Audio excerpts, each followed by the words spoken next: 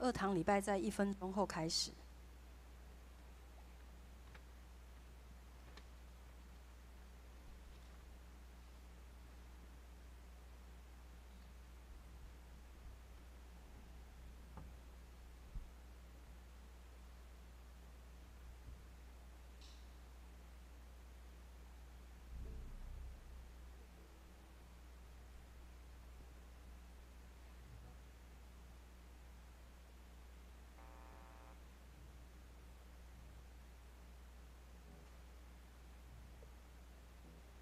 大家平安，很开心我们可以一起敬拜赞美神，让我们一起起立。在开始之前，我们一起来做一个祷告。主啊，我们开心来到你的面前，我们渴慕在这个时候单单来与你对话。主啊，求你赐下平安喜乐的灵与我们每个人同在，求你亲自触摸我们每个人。我们将以下的时间交托仰望在你手中。孩子这样祷告，乃是奉主耶稣的名求，阿们。让我们一起大声的来对主耶稣来唱：主啊，在你凡事都有可能。我活着不是凭眼见，我活着不是凭眼见，我活着不是凭感觉，我深知主你与我同在，在你却没有难成的事。我们一起大声来唱。有你，我能成就一切，能成就一切，你赐我力量，凡事都有可能，有你，瞎眼能看见，生命能改变，我凭信心而活，凡事都有可能。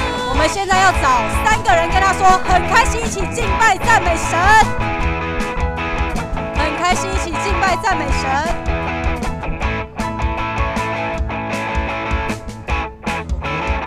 我们再次从头一起来唱。主啊，我们活着不是凭眼见，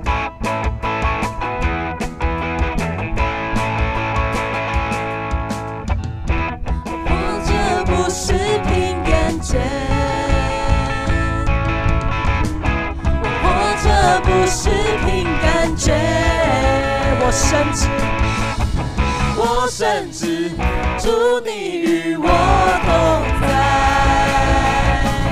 在你却没有难成的事。有你，有你，我能成就一切，能成就一切。你赐我力量，凡事都有可能。有你。瞎眼能看见，生命能改变，我凭信心而活。主啊，有你，有你，我能成就一切，能成就一切，因你赐我力量，凡事都有可能。有你，瞎眼能看见，生命能改变，我凭信心而活，凡事都有可能。感谢主，让我们可以一起来这边敬拜赞美他。主啊，我们要不停止我们的赞美，因为主你是我们的力量。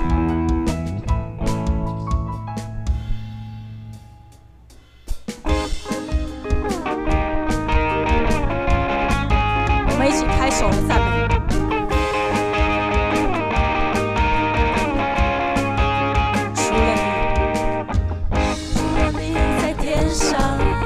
谁？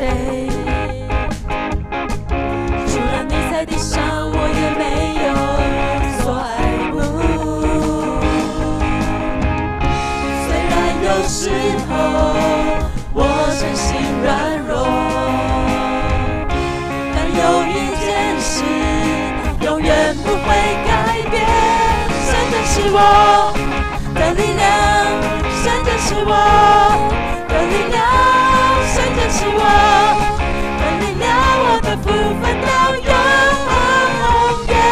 神就是我的力量，神就是我的力量，神就是我的力量，我的福分到永远，到永远。再次从头来唱，主啊，除了你在天上有谁？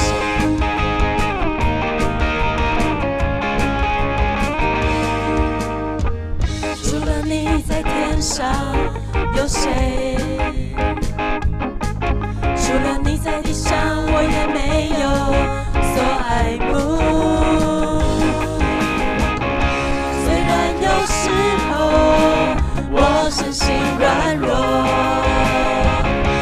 但有一件事永远不会改变。我们一起来宣告：神是我的力量，神就是我的力量，神就是我的力量，我的福分到永远。神就是我的力量，神真是我的力量，神真是我的力量，我的福分到永远，到永远。主啊，我们再一次从头来对你来唱。主啊，除了你在天上有谁？除了你在天上有谁？除了你在地上，我也没有所爱慕。虽然有时候我身心软弱，但有一件事永远不会改变，神真是我的力量，神真是我的力量，神真是我的力量，我的福分到永远，神真是我的力量，神真是我的力量，神真是我的力量，我的福分到永远。再一次来宣告，神真是我的力量，神真是我的力量，神真是我的力量，我的福分到永远。神真是我的力量，神真是我的力量，神真是我的力量，我的福分到永远。最后一次，神真是我的力量，神真是我的力量，神真是我的力量，我的福分到永远，到永远。主啊，我们感谢你，我们一起来做一个祷告。亲爱的主耶稣，我们献上满满的感谢。你是我们每个人生命的依靠与力量，更是那即便知道我们生命中的软弱与破碎，却依然用力爱我们的神。主，你对我们说，我的恩典够你用，因为我的能力是在人的软弱上显得完全。感谢主，你知道我们内心最深的意念，了解我们的一切，但你总是充满慈爱的牵引我们，即便人生路总是充满难处与劳苦，但你温柔的手必带着我们看见你同在的美好。孩子这样祷告，乃是奉主耶稣的名求，阿们。让我们用祷告的心一起来唱这首歌。你知道我最深的意念，你明了我内里的一切，但你从不定罪，满有怜悯和恩惠，温柔的光照亮我心扉。我追想你过往的作为，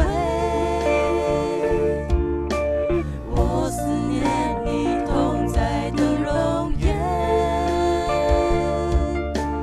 我的心可向你如干旱之地盼雨。神啊，求你留心听，父啊，我向你呼求，医治我里面的破碎。当我的心发昏，领我到更高之地，使我高过四面的仇敌。我要依靠你的慈爱，要因你的救恩快乐，容我到你圣所，瞻仰你荣耀能力，以欢乐的嘴唇赞美你。我们再一次用祷告的心来唱。主啊，你知道我们最深的意念。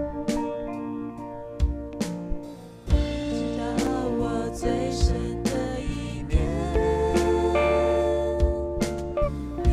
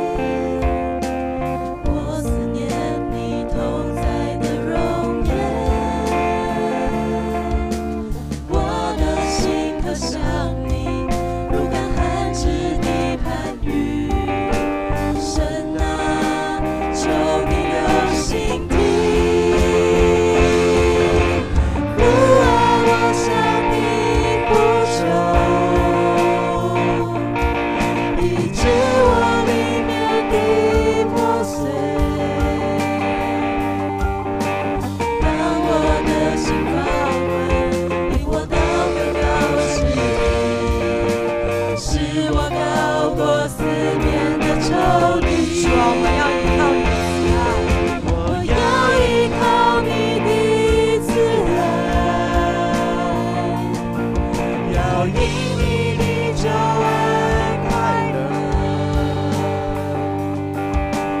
容我到你圣所，瞻仰你荣耀能力，以最纯的嘴唇赞美你。不问我向你呼求，医治我里面的破碎，让我的心发昏，领我到更高之地，使我高过四面的仇敌。我要依靠你的慈爱，我要依靠你的慈爱，要因你的救恩快乐。容我到你圣所，瞻仰你荣耀能力，以欢乐的嘴唇赞美你。我们一起来做一个祷告。主啊，我们感谢你，感谢你医治我们每个人里面的破碎。主啊，感谢你听我们每个人的声音。主啊，我们要献上我们的感谢，我们要依靠你的慈爱，因为你的救恩快乐。感谢主，孩子这样祷告，乃是奉主耶稣的名求，阿们。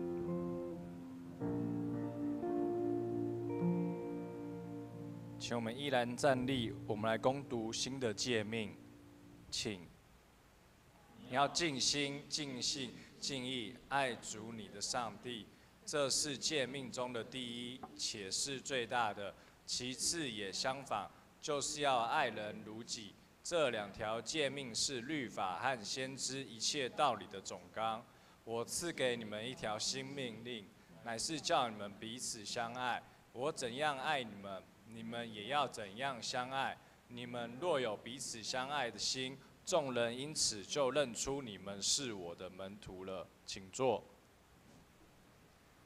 奉献，我们请服侍的同工。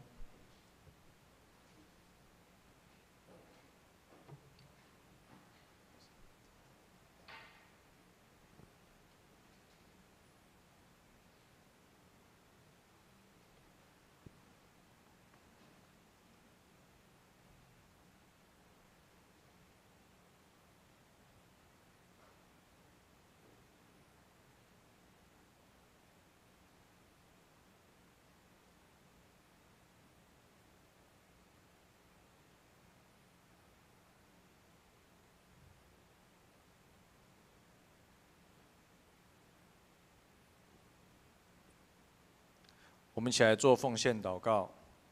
主啊，再一次感谢你拣选我们成为你的儿女。主，我们在今天到你的殿里聆听你的话语。主，在今天的经文当中，参孙受到了很多的试探。主，也祈求你看顾保守我们，在我们这一生中受到试探时，能够知道主你是唯一的真神。主，我们一生都要跟从你。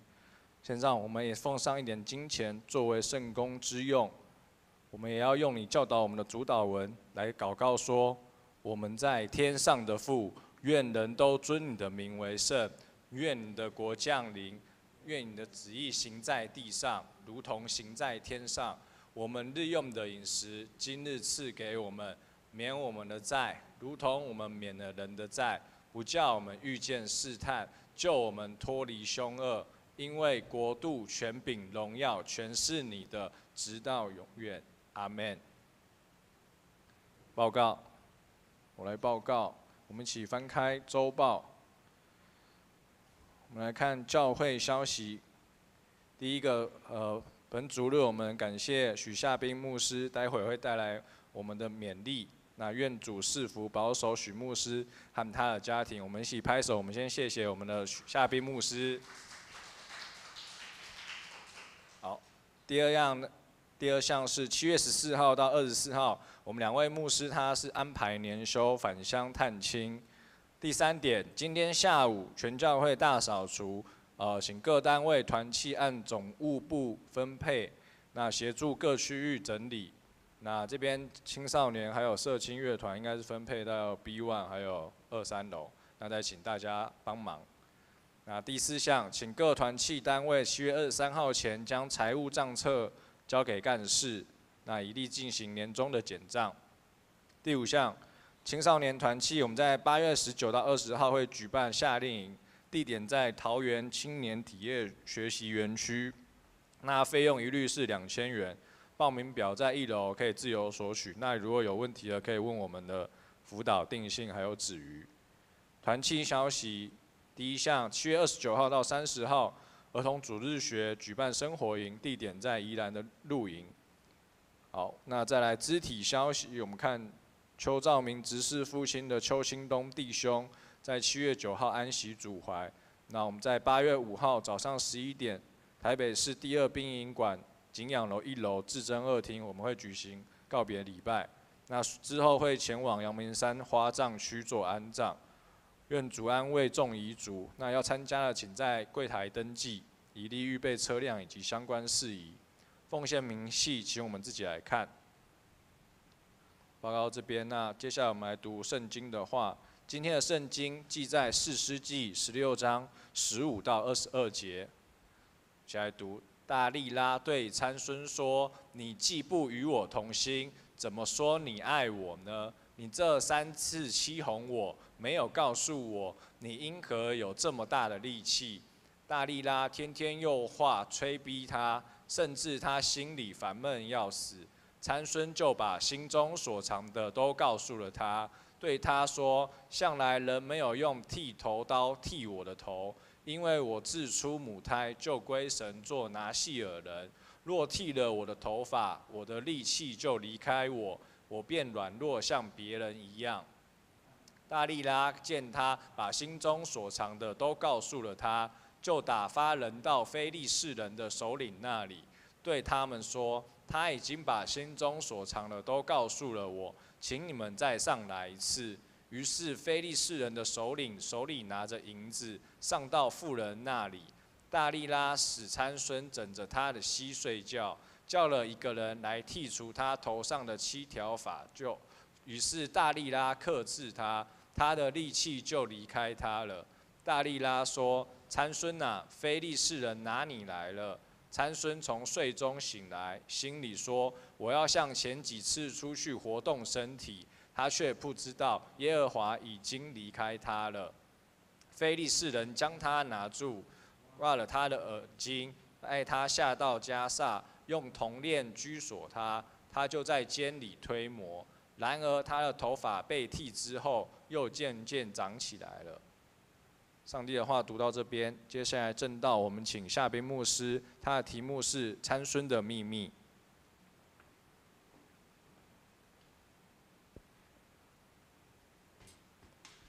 弟兄姐妹平安。感谢神，让我们今天可以一起在礼拜的里面再一次来遇见神，来经历神，好不好？我们跟左右两边鼓励一下，好不好？跟他说，我很开心坐在你的旁边，来跟他讲一下。然后也跟他说一下，说今天上帝有话要对你说。不好意思，我找到了，原来他在这里。好，今天呢，我们来看参孙。参孙，我想是很多如果你在儿童主日学长大的人，应该都会蛮熟悉的哈。那我前面这边是经文，我就先来跳过去。大家对参孙有什么印象呢？一般好像就是他力气很大，一般来说就是他的头发还蛮长的，一般来说可能就觉得他是一个士师哈。那今天呢，我想要透过这个经文，我们一起来认识一下参孙他的秘密。我自己这样理解，我觉得参孙他有一个秘密，是一个不可以让非利士人知道的秘密，因为这一个好像充满了神力的一个秘密，如果被知道了，就有机会会被敌人抓住他的弱点，以至于他会失去力气，然后被敌人给击溃。今天的经文，我们就发现参孙他的秘密被知道了，他果真也失去了力量。我们看见他被非利士人抓住，甚至是挖去了他的双眼，被铜链捆锁住，并且是关到那个监狱的里面，去那边推磨。我们发现影响参孙一生的秘密，其实不是他的力量。我的理解是，我觉得影响参孙一生的秘密是他的无知。因着无知，我说参孙他失去了力量，因着无知，他活在情欲跟罪恶的里面；因着无知，他从上帝的计划里面出局了。来，我们再次跟左右两边鼓励一下吧，跟他说：“我看你就不是无知的人。”来跟他讲一下，不是，然后你再跟他讲说：“真的，我不是无知的人。”来跟他讲一下，真的，我不是无知的人，真的。我想我们要很注意这件事情。有一次我在网络上面看到一个《今周刊》的文章，就在探讨无知哦。无知这个文章他就说，无知有分4种，诗诗有3种，无知有4种。你们都没有听过诗诗吗？有了，有点年龄的差距哦。所以无知有4种。这个报章杂志蛮有意思。他说无知的第一种是什么呢？第一种无知哦，就是一个正常版的无知。第一种无知是一个正常版的无知。那什么是正常版的无知？正常版的无知的解释就是我不知道些什么，我不知道些什么。这一种类型的无知，通常它只是缺乏好像某一种特定或者是某一种领域的知识。在这个定义底下，这个无知的本身比较中性一点，因为我们身为人，我们都知道，我们每一个人或多或少，我们都有某一方面的无知。就好比我自己以前是学商的，那我不是学汽修的，所以我每次去要保养车子，那个师傅跟我说：“那个5油3水你要注意哦。”是5油3水吗？应该是啦哈。哪5油？我不太晓得。哪3水？我也不太知道。油在哪里？水在哪里？我也不知道。我只知道要付钱给老板。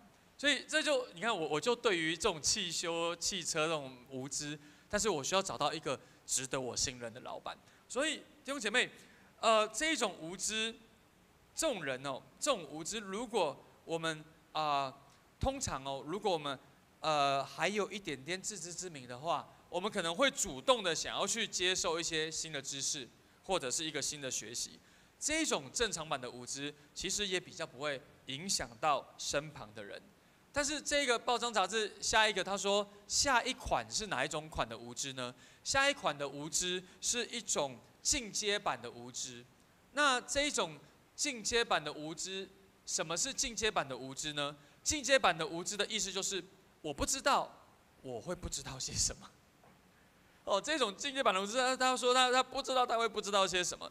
这种无知比较让人家伤脑筋，因为他不但缺乏了某一种或某一个领域的知识，他可能也缺乏了一些常识，但是他却完全没有意识到我会不知道。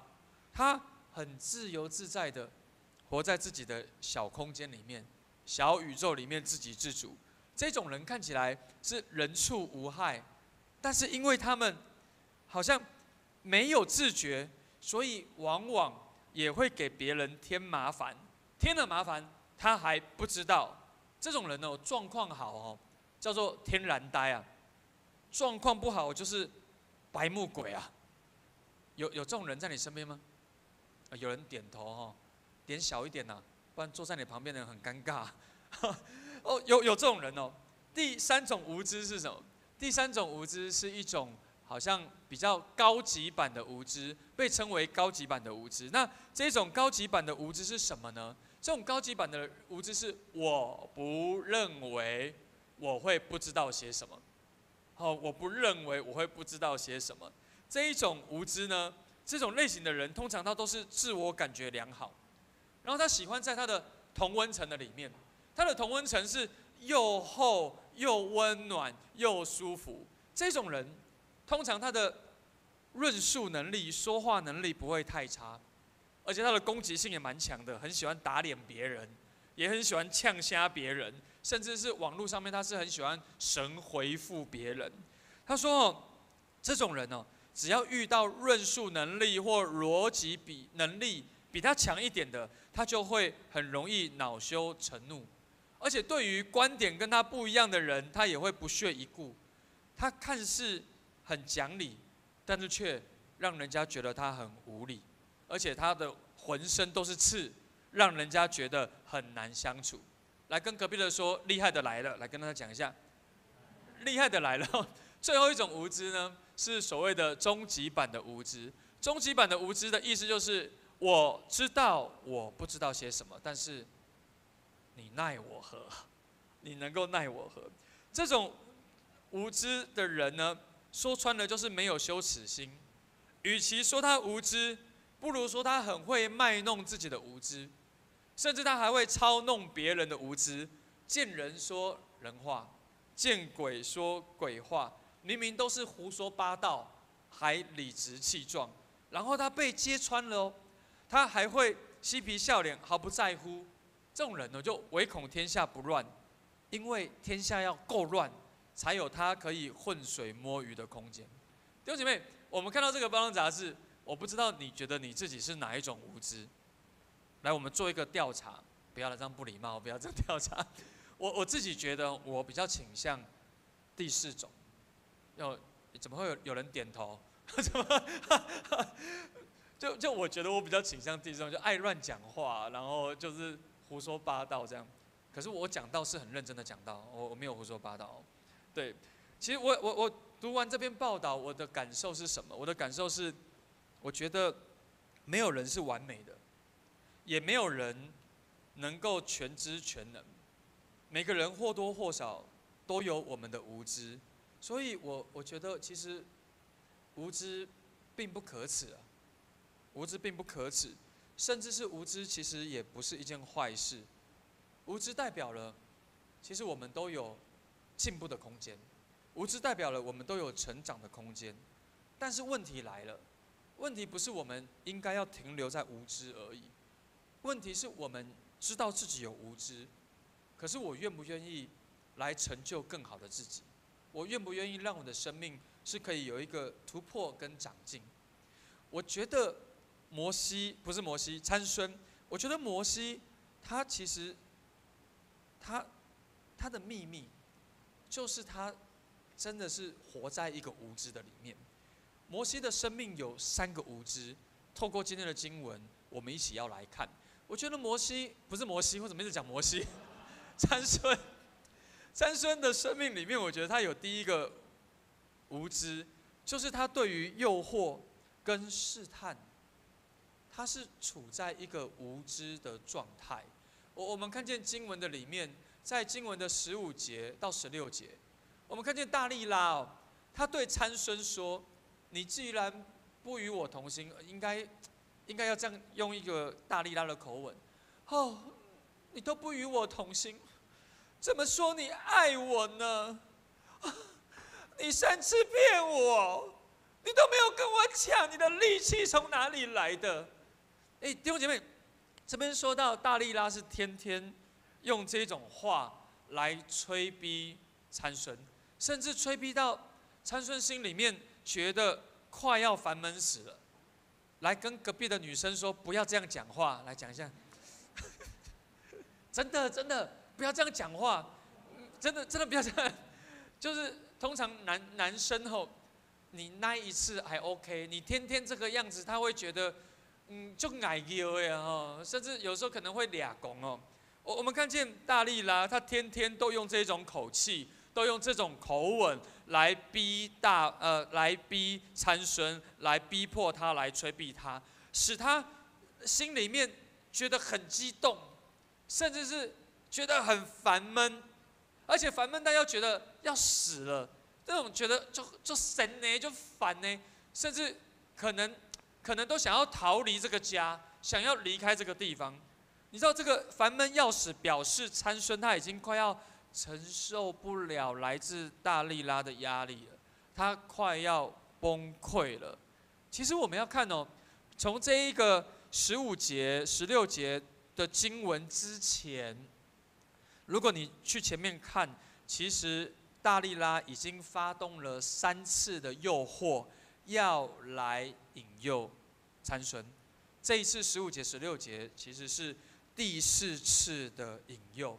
我们看到前面的第1次，在第6节、第7节，大利拉就对参孙说：“求你告诉我，你为什么有这么大的力量？我要怎么样才可以克制你？”参孙就欺骗他，参孙就说：“人呐、如果用了好像7条未干的青绳子来捆绑我，我就会像软弱的人一样。”结果参孙还是很轻易的就解开了。第2次，大利拉再跟他说：“你都骗我，你说谎，你怎么可以这样子？求你现在跟我讲，到底是用什么方法？”你看1次2次，参孙好像都还好。参孙就说：“如果你拿那个没有用过的绳子来绑我，我就会软弱了啦。”结果还是被骗了嘛。就第3次，大利拉又来说：“哼，你怎么到现在还在骗我？你都向我说谎，赶快跟我讲了。”然后参孙跟他说：“如果你在我的头上绑了7条辫子，我就没有力量了。”然后你知道，我们看见大利拉，他是反复的用哭闹，然后来控告参孙他用情不专，来刺激他，来刁难他，要他说出这个秘密。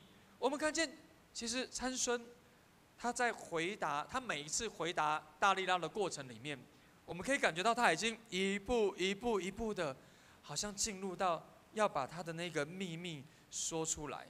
我们看见，其实参孙很奇怪，他一而再、再而三的容让大利拉来试探他。其实我读到这边哦，我就想哦，其实我们也是一样，我们也跟参孙一样，我们天天都经历诱惑、试探来催逼我们，逼得我们好像要向那个罪来妥协，要我们不要再继续跟随上帝。这个罪恶、这个试探跟诱惑，它一步一步的来吞吃我们。其实我们读参孙，我们就会问说：参孙，你投入到大利拉的怀抱，你躺在大利拉的膝盖上，不是很危险吗？但是当我们读到这里的时候，我们也发现，其实也反映出，你有没有发现以色列人，其实他们在迦南地的时候，他们不也是这样子来敬拜、跟从外邦的神明？这不是也很危险吗？我们看见诱惑、试探，常常是致命的，特别是名，特别是利，特别是色，真的会使一个英雄坠落到无可流泪的地步。我们看见在我们的职场文化里，在我们的认识的人的里面，在我们的教会界，在我们的政府的上面，或者是我们的演艺圈里面，都是一样。我们看见多少人不懂得在情色上面要谨慎，觉得自己好像比参孙更好，最后却落得无法翻身的地步。弟兄姐妹，这个诱惑跟试探不是从神来的，因为神不试探人呐。弟兄姐妹，我们看见这个诱惑跟试探，常常都是来自于人自己的私欲，来自于人自己的情欲。我们看见在约翰一书3章7节，就这样子鼓励我们，跟我们说：小子们呐，不要被人诱惑，行义的才是义人，正如主是义一样。弟兄姐妹，这句话我们都读过，这句话我们都懂，可是我们也要说：神啊，我知道不要被诱惑，我知道要行义，但是太难了。主啊，很难呢。我也知道好，但是我做不到啊。你知道，在前面的1节的经文就告诉了我们解套的方法。前一句经文就说：凡住在他里面的，就不犯罪了。凡犯罪的，是未曾看见他，也未曾认识他。弟兄姐妹，我要说，我们知道不要被诱惑，但是我们也清楚知道我很软弱，但是神给了我们一个解套的路，因此我们要常常住在他的里面。当我们住在他里面的时候，我们就不犯罪。不是说我很强壮，我可以抵挡罪恶，而是当我住在神的里面，陈明我是软弱的，我需要神你的帮助，我们才有机会可以胜过这个引诱，胜过这个诱惑。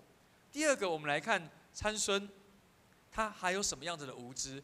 第一个是他对于引诱、诱惑的无知；第二个，我们会发现参孙他对于自己身份也是无知的。弟兄姐妹，这个的意思是什么？是我们要知道我是谁很重要。我是谁，应该要由谁来定义呢？弟兄姐妹，你是谁？是你的父母跟你说的，是你的同事朋友跟你说，是人家喜欢你，来让你知道你是有价值的，而人家不喜欢你，你就觉得自己毫无用处吗？参孙他对他自己的身份他不是很清楚。我们看见经文17节这边，参孙他就把他心中所藏的告诉了大利拉。是大利拉吗？对，是大利拉。我刚刚想到拔示巴，对，我就有点混乱。然后他就对他说：“向来人没有用剃头刀剃我的头，因为我自出母胎就归上帝做拿细耳人。若剃了我的头发，我的力气就离开我，我便软弱的像别人一样。”我们看见参孙把他心中所藏的秘密都说了出来。他说：“我自出母胎就归上帝做拿细耳人。”他说：“我自出母胎就归上帝做拿细耳人。”我们看见其实参孙他有2个身份，第一个身份是拿细耳人，第二个身份其实是士师，士师记嘛，他是士师。拿细耳人的身份是什么？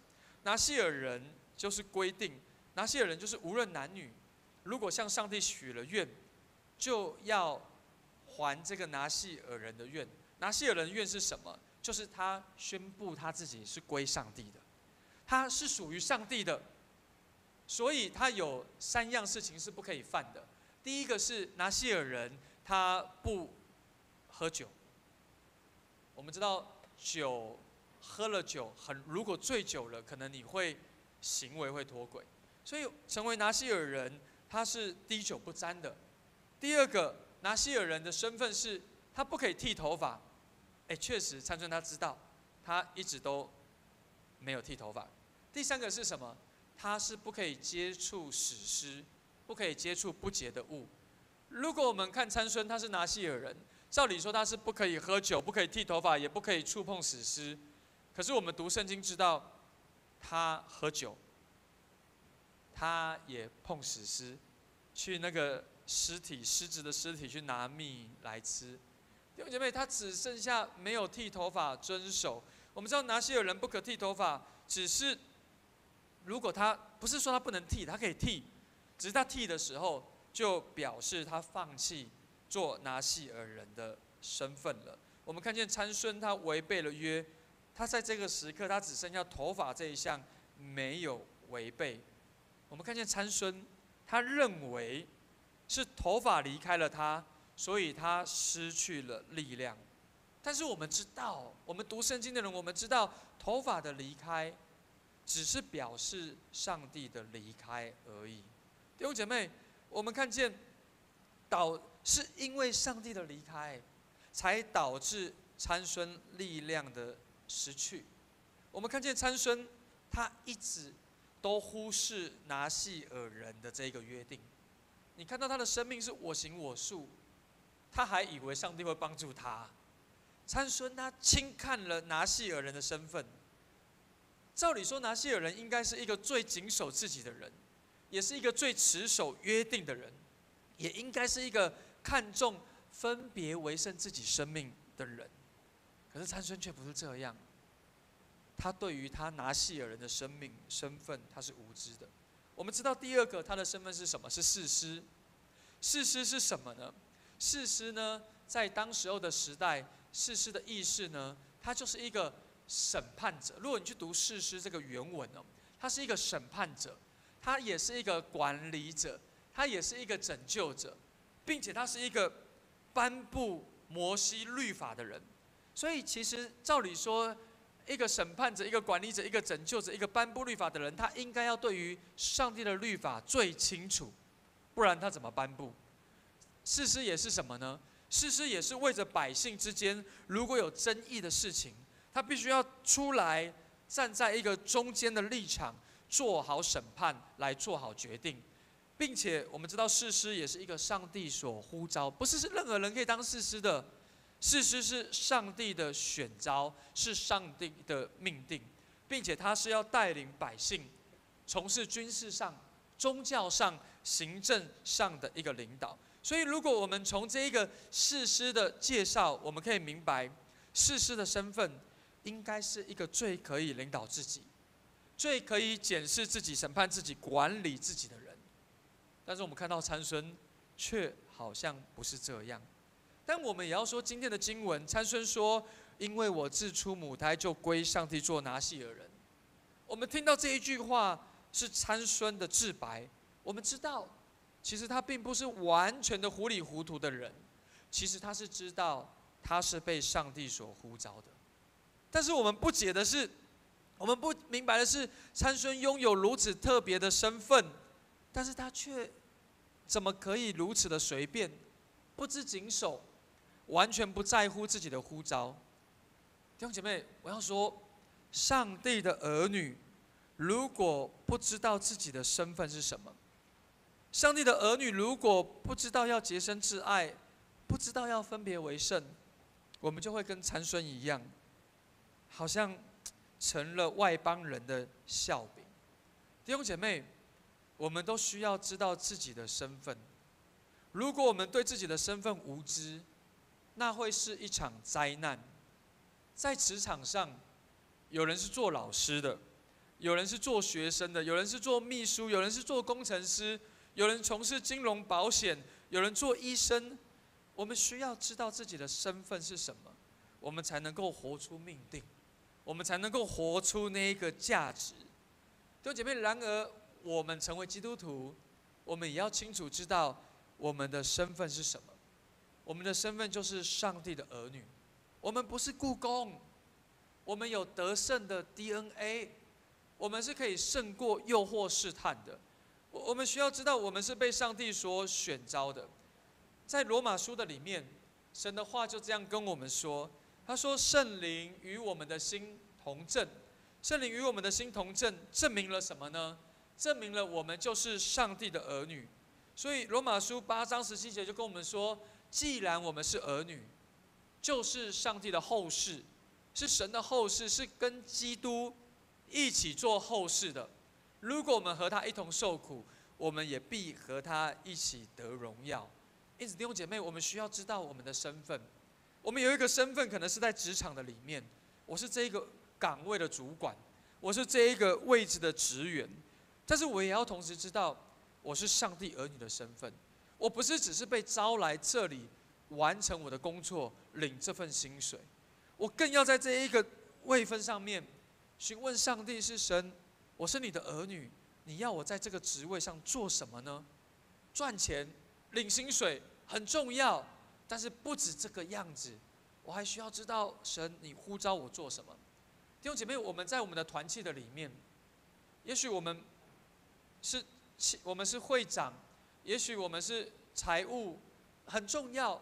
也许我们只是一个契友、会友，也很重要。神不是只是让你在那个地方单单的听、单单的说而已。神要用你的生命成为你身边的人的祝福。神要使用你的祷告，成为教会的祝福跟帮助。弟兄姐妹，我们需要知道自己的身份。如果我们对自己的身份无知，太可惜了，太可惜了。我们就很容易被诱惑试探追着打，我们就很容易被恶者魔鬼放下一些负面的思维在你的里面，你就顺着他走，你就失去了那一个身份要带给你的祝福跟荣耀。我们再来看最后一个，参孙还有一个无知。参孙的无知是什么？参孙最后一个无知是他对上帝的认识是无知的，他对上帝的认识是无知的。在经文的里面，大利拉就对参孙说：“参孙呐，非利士人来拿你了哦。”他头发已经被剃掉了哈，他没有力气了。他从睡梦中醒过来，他心里还想着说：“我还有力量，我还要出去继续来击打非利士人，我还要跟他们来对抗，拯救我们以色列民族。但是最后一句，他却不知道耶和华已经离开他了。许多圣经的学者说，这句经文是圣经的里面最悲惨的话之一。我们仔细想一想这句话，他却不知道耶和华已经离开他了。这句话想一想，真的是如此。我们看见参孙，他倚靠上帝的恩典，但是他却过着放纵的生活，来回报上帝的恩典。结果，最后，终于他踏上了一个毁灭的道路。问题是，在这个整个旅程跟过程的里面，参孙他一点都不自觉，他一点都不自知。参孙他丧失力气的原因，是因为耶和华离开了他，不是因为头发离开了他。参孙他失去了力量，不是因为头发离开了他，是因为耶和华离开了他。原来参孙的力量不是来自于头发，原来参孙的力量是来自于上帝。头发充其量只不过是象征上帝的同在而已，头发剃掉了，也就象征着上帝离开了参孙。结果参孙他还不知道，参孙的无知，参孙他的任意妄为，显出了他对上帝的不认识。在认识上帝这个事情上面，参孙他是无知的。弟兄姐妹，我们如果从圣经里面来认识上帝，我们会看见上帝他是像以色列百姓这样子来介绍自己。他的介绍是什么？他的介绍是说，我是圣洁的神，所以你们要圣洁。弟兄姐妹，神是这样子向以色列百姓介绍他自己。他说我是圣洁的神，但是不是只是停留在说哦，对，你是圣洁的神，你好棒，你好伟大，你全然的美丽。神不只要跟他的百姓说我是圣洁的神，他还呼召他的百姓说，你们要圣洁，因为你们要来亲近我，你们要圣洁的才能够来亲近我。弟兄姐妹，圣经里面说，因为你归耶和华你神为圣洁的百姓，耶和华你神从地上的万民中拣选了你们，特作自己的子民。弟兄姐妹，我们就如同当时候的以色列人一样，我们是特别被神拣选的。我们能够信主，不是因为你的另一半；我们能够信主，不是因为我的爸妈信主，我的家族信主，我的阿公阿嬷信主。我信主不是因为我生了一个病，祷告得医治，所以我信。我信主是神特别的拣选，是神对你生命有一个特别的计划，是神对你的生命有一个特别的选召。你能够认识上帝不是枉然的。或许神是借着你的爸爸妈妈，借着你的阿公阿嬷，借着你的家族，借着一个你的另一半，但是我仍然要说，以神的话来说，你能够认识他，是上帝对你生命有一个美好的计划，不是偶然的。在圣经的里面，彼得前书，在彼得前书2章9节就说，唯有你们是被拣选的族类。神对我们生命的呼召是君尊的祭司，是圣洁的国度，是属神的子民，为要叫我们宣扬那召你们出黑暗入奇妙光明者的美德。弟兄姐妹，我们需要对上帝的认识更加的认识，因为如果我们不认识上帝的心意，我们就会在这个世上，好像就这样子，好像是在海里面漂浮的木头一样，就是这样飘，就是这样飘，就是这样飘。我要请敬拜团上来了哦，待会我们唱刚刚那一首第3首歌。我要来结束今天参孙的秘密。参孙他对诱惑试探的无知，对自己身份的无知，对认识上帝的无知。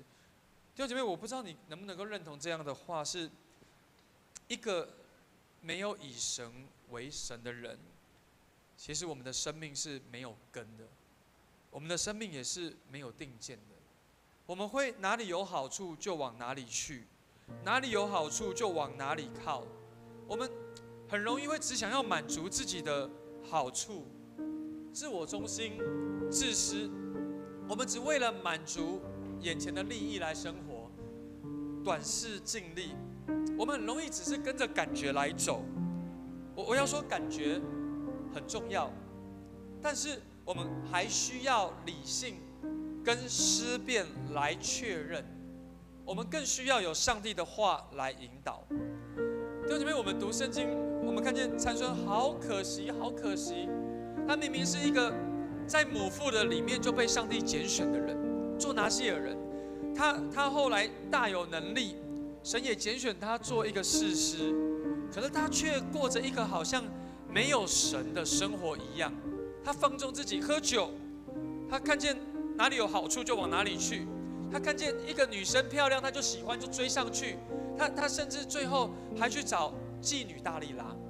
弟兄姐妹，虽然很凄惨，但是我觉得感谢主，参孙在他临死之前，参孙就在他临死以前，他终于觉悟了，他开始真正的向上帝来祷告。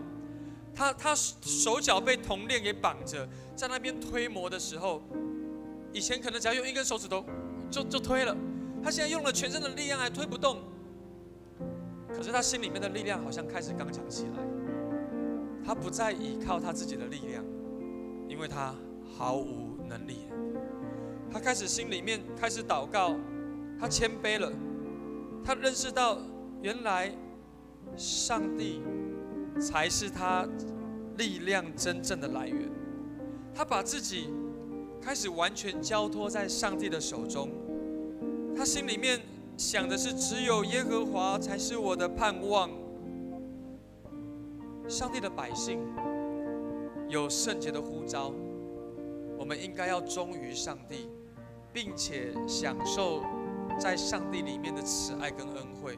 如果我们不忠于上帝的呼召，如果我们信了主，我们还不忠于神的呼召，我要说，神仍然要使用我们，只是我们的生命跟人生可能会充满了许多的冲突跟痛苦，就像参孙一样。弟兄姐妹，我想要最后问问，参孙他没有胜过试探，但是我们有胜过吗？参孙他只是依靠自己的力量来面对挑战，但是我要问你，我们是否也只是依靠自己的力量来面对挑战呢？参孙他没有忠于神的呼召，而我们有忠于神的呼召吗？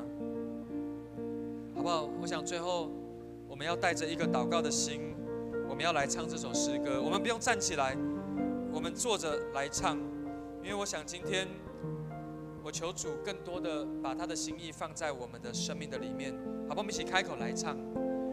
你知道我最深的一念，对他来说，你明了我内里的一切，但你从不定罪，满有怜悯和恩惠，温柔的光照亮我心扉。我追想你过往的作为，我追想你过往的作为。对他来说，我是念你同在的容颜。我的心可想你，我的心可想你，如干旱之地盼雨。神啊，求你留心听。对他说，父啊，我向你呼求，医治我里面的破碎。当我的心发昏，领我到更高之地。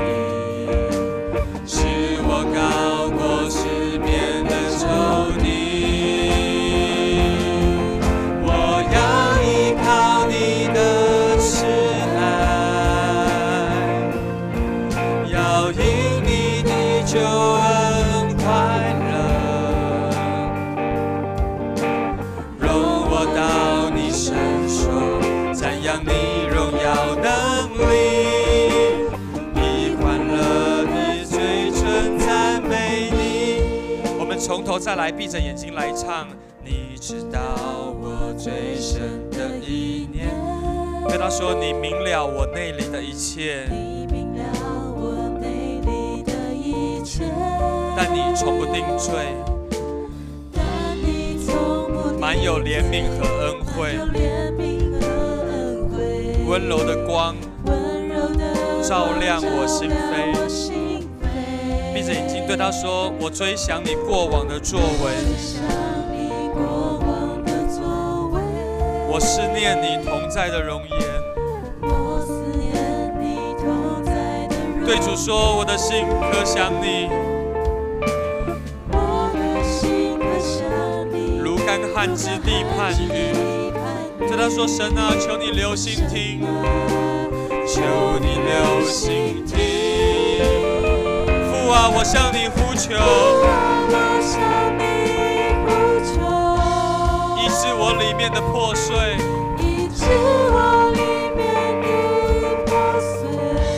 当我的心发昏，领我到更高之地，使我高过世面的仇敌。主啊，我要依靠你的慈爱，要因你的救恩来快乐。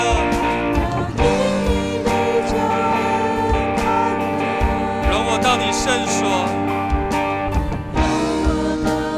瞻仰你的荣耀能力，以欢乐的嘴唇来赞美你。弟兄姐妹，好不好？有一段时间，我们开口来祷告，我们跟主耶稣说：主啊，我看见参孙对他生命的无知，对于他那个诱惑试探的无知，对于上帝认识的无知，我感觉我生命里面也有。但是在今天的这个时刻，我要向你来祷告，我要再一次宣告说：主，你是我生命的主，你是我生命的王，我要一生来跟随你。求主你来帮助我，成为我生命里面的力量，好让我可以一生跟随你，到老也不偏离。弟兄姐妹，我们开口来祷告，为着自己来祷告，跟耶稣说：神啊，我需要你成为我生命的主，我要一生来跟随你。我们开口来祷告。哦，主啊，是的，主啊，我们感谢你。主啊，借着参孙的生命，主啊，我们看见参孙生命的里面，他对于那个试探诱惑的无知，主啊，他对于他自己身份认同的无知，主啊，他对于你认识的无知。今天的下午，主啊，我们也要在你的面前说：神啊，参孙所走过的路，我不要再走，因为神啊，他的生命要成为我生命的捷径。主啊，今天我就要来回应你，我要单单的来跟随你，我要单单的来呼求你，我要单单的来呼喊你，让你成为我生命的主。主啊，你帮助我们的众弟兄姐妹，主啊，让我们是活在你的应许，活在你的盼望，活在你的呼召的里面。主啊，让我们可以时常向你来呼求，因为你是时常垂听我们祷告的神。主啊，今天的下午我们呼求你，求你再次充满我们，充满我们，让我们走在你的心意和计划的里面，让我们不是出局的生命，让我们是扎根在你的里面。谢谢你，耶稣。再次对他来说：父啊，我向你呼求，父啊，我向你呼求。主啊，医治我们的生命，医治我里面的破碎。主，是的，我会发昏，主啊，我会软弱，但是我仍然要来呼求你，使我高过世面的仇敌。主啊，我要依靠你，我要仰望你，我要跟随你。你的救恩快乐，容我到你圣所，瞻仰你荣耀能力，以欢乐的嘴唇赞美你。好吧，让我们把我们的眼睛都闭起来。我想今天要为着我们在座的弟兄姐妹来祷告，特别是我知道有一些弟兄姐妹，你听了今天好像上帝的话语在我们的当中，你深感你自己也是时常在面对许多的诱惑跟试探，有一些诱惑的试探可能是那一个名誉的诱惑试探，可能是那一个名利的诱惑试探，也有一些人，你可能是一直遭受着这个情欲的试探，甚至是你可能在你的职场上面也有许多的试探，让你觉得常常都力不能胜。但是我知道上帝要来成为你的帮助。上帝他看你在那个诱惑试探的里面，神也感受到你的挣扎，你想依靠他，但是许多时候你没有力量。但是上帝今天似乎在回应你，跟你说：向我来呼求吧，孩子，来依靠我吧，孩子，住在我里面吧，孩子，因为我要成为你的力量，我要成为你的帮助，因为我的力量就是要在你的软弱上显得完全。显得完全，显得完全。如果有这样的弟兄姐妹，我要鼓励你，听见神的声音，是神说他要成为你的帮助，他要成为你在患难中随时的帮助，来依靠他，来仰望他，他要成为你的主，他要成为你的磐石，他要成为你的山寨。还有一种人，你听到好像参孙对于他自己生命身份的无知，你也仿佛感觉到，是啊，主啊，这就是我知道我是你的儿女，但是我常常受一些人的眼光、人的言语来影响，以至于我常常比较好像习惯要去讨好人，我好像要因着这一个人我就做这个样子，因着那一个人我就做那一个样子，以至于我到了一个地步，是我常常也搞不清楚，知道我自己是谁，甚至是我不知道我自己的身份，我不知道我自己的价值应该要定义在哪里。但是今天神要你再一次重拾上帝儿女的身份，神对你说，你是君尊的祭司，你是被拣选的主列，你是圣洁的国度，你是属神的子民。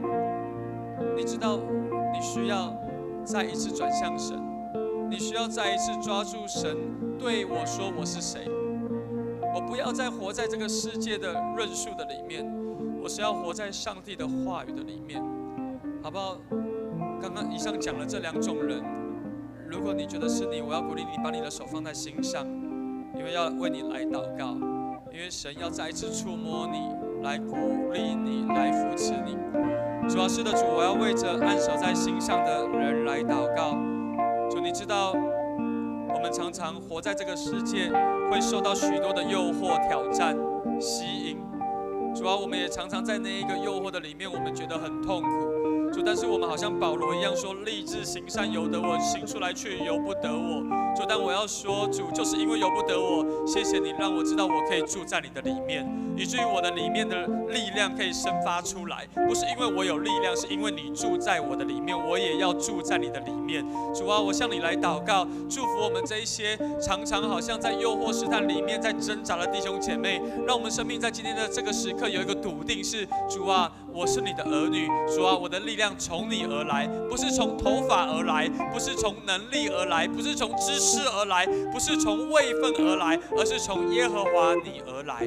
主啊，我们也要为着我们在座有一些弟兄姐妹过去的日子，我们常常分不清楚我是谁，我们一直在寻找我是谁，我在问爸爸妈妈我是谁，我在问老师我是谁，我在问我的朋友我是谁，我在从人的眼光、人的掌声里面来寻求我是谁。主，但是今天主啊，你告诉我们，主，我们是被你所拣选的，我们还在母腹还未出母腹的时候就被你拣选了。主啊，我们是你所拣选的儿女，是你所看重的儿女，因此神啊，我可以活在你的心意和计划里面，我不用再活在人家的眼光，主啊，我不用再活在人家的言论，主啊，我不用再活在人家的掌声，我单单的活在神你的话语里面。主啊，你祝福我们这样子的弟兄姐妹，让我们知道，主啊，我们是讨你喜悦的儿女，你要再一次让我们的生命连结于你，使用我们。谢谢主，主，谢谢你让我们的生命主要成为讨你喜悦的生命。谢谢主垂听我们的祷告，我们这样祷告是奉耶稣基督的名，阿们。好，我们要再把时间交给所以我祝祷。好，那我们来再一个祷告哈。天父，我们感谢你，谢谢你在我们的当中，用你的话语来医治我们，来建造我们。主，愿每一个弟兄姐妹都在你的话语里面，对你有一个更加的认识。主，谢谢你，谢谢你垂听我们的祷告。愿我主耶稣基督的恩惠、天父上帝的慈爱和圣灵的感动，常与众弟兄姐妹同在，从今时直到永永远远。阿们。阿们。让我们一起起立来唱最后一首诗歌，带着回家。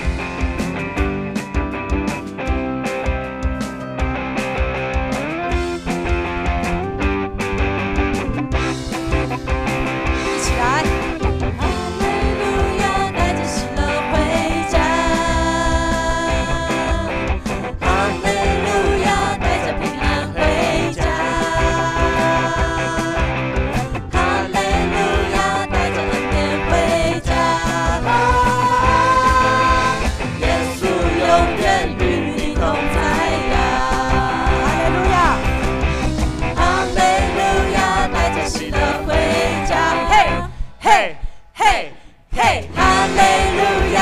平安回家，嘿，嘿，嘿，嘿，哈利路亚，带着恩典回家。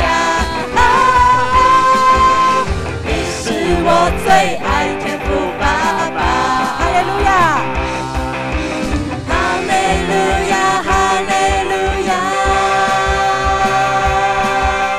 哈利路亚，哈利路亚。